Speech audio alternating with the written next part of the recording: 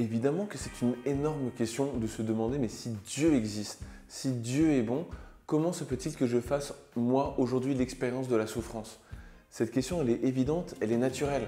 Donc on ne va pas essayer de la fuir, on va prendre cette question aujourd'hui, on va la prendre au sérieux.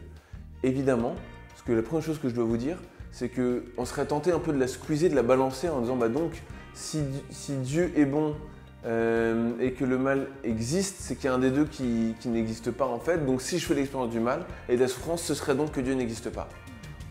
On peut essayer d'imaginer ça. Le seul problème, c'est que la question réciproque, elle est tout aussi compliquée. Ce que j'appelle la question réciproque, c'est simple, c'est si Dieu n'existe pas, d'où vient la bonté? Ce n'est pas des molécules qui vont se mettre ensemble pour inventer la générosité. Ce n'est pas des atomes qui vont se rassembler pour inventer ce qu'on appelle l'amour. Vous voyez? Donc, si Dieu n'existe pas, d'où vient la bonté? C'est une question tout aussi compliquée. Donc aujourd'hui, on est affronté à une vraie question, ce qu'on appelle une énigme, et on va essayer d'avancer un tout petit peu dessus.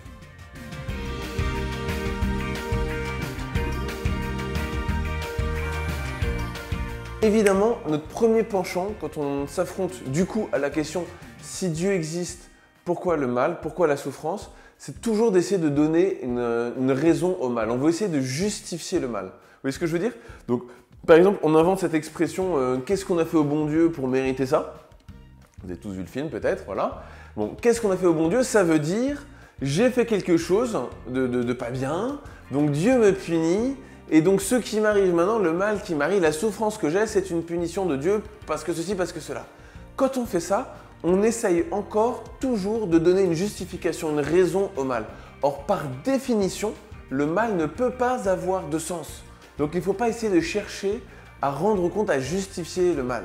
De la même manière, à chaque fois qu'il y a une grosse tuile qui tombe sur l'humanité, genre le sida au début des années 80, genre des ouragans, réchauffement climatique, tout ce que vous voulez, vous avez toujours un illuminé, un espèce de faux prophète qui vous explique que c'est un châtiment divin. D'accord? Mais quand on fait comme ça, non seulement on se fait une fausse image de Dieu, j'en dirai un mot après, mais en plus, on s'empêche de comprendre vraiment les choses parce qu'on essaye de donner du sens au mal qui par définition ne peut pas en avoir. Effectivement, sauf que ce serait un peu rapide. Pourquoi? Parce que Dieu ne peut pas revenir en arrière sur notre histoire. Et dans l'histoire de l'humanité, nous sommes entrés en relation avec le mal. Qu'est-ce que je veux dire? Au début du livre de la Genèse, vous avez 3 chapitres. Au début des 3 chapitres, la question fondamentale que se pose la Bible, c'est qui est l'auteur du mal? D'où vient le mal?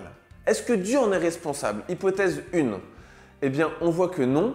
Pourquoi? Parce que Dieu, tout ce qu'il fait est parfaitement bon. Donc Dieu n'est pas responsable du mal. Deuxième hypothèse, alors c'est l'homme qui serait à l'origine du mal. En fait, oui et non. Non, parce que l'idée du mal ne vient pas de lui. Elle vient du serpent, cet animal rusé qui parle, c'est bizarre, tout ça, pour nous expliquer que c'est une créature bizarre. Voilà. Mais donc, l'homme n'est pas le principe du mal, mais il accepte de collaborer avec lui. Et à partir de ce moment-là, eh bien, le mal va rentrer dans l'histoire de l'humanité.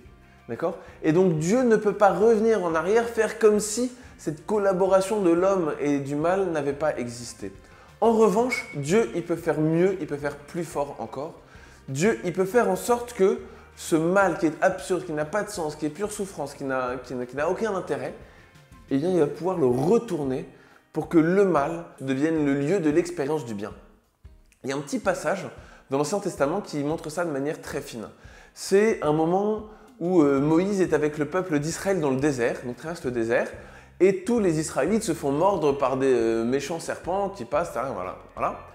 Et donc les Israélites vont voir Moïse en disant « Mais dis à Dieu d'arrêter ce serpent, c'est insupportable ». Donc Moïse monte jusqu'à Dieu pour porter cette plainte-là, et Dieu va donner une réponse très étonnante pour nous.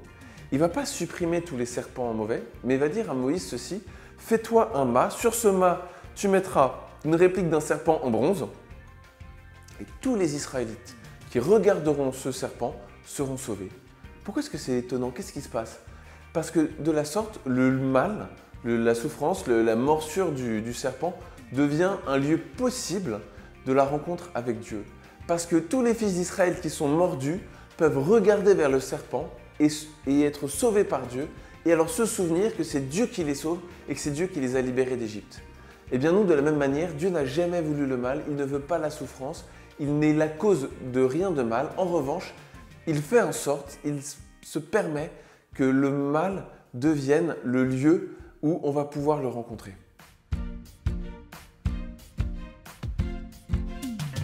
Et du coup, l'étape d'après de Dieu, c'est pas seulement de dire à Moïse, bah voilà, fais-toi comme une croix, etc. Dieu va venir lui-même sur la croix. Pourquoi? Pour nous montrer qu'il n'est pas indifférent à notre souffrance. Dieu ne nous regarde pas de loin en nous plaignant parce que nous serions dans la souffrance. Non, c'est pas ça. Dieu, il veut montrer toute sa compassion à l'homme, tout son amour. Comme il décide de ne pas revenir en arrière sur l'histoire de l'humanité, eh bien Dieu va venir habiter avec l'homme pour épouser sa souffrance. Et donc sur la croix, Jésus, c'est l'homme qui prend comme toute la souffrance de l'humanité sur lui. Et sur la croix, Dieu vient habiter la souffrance de l'homme.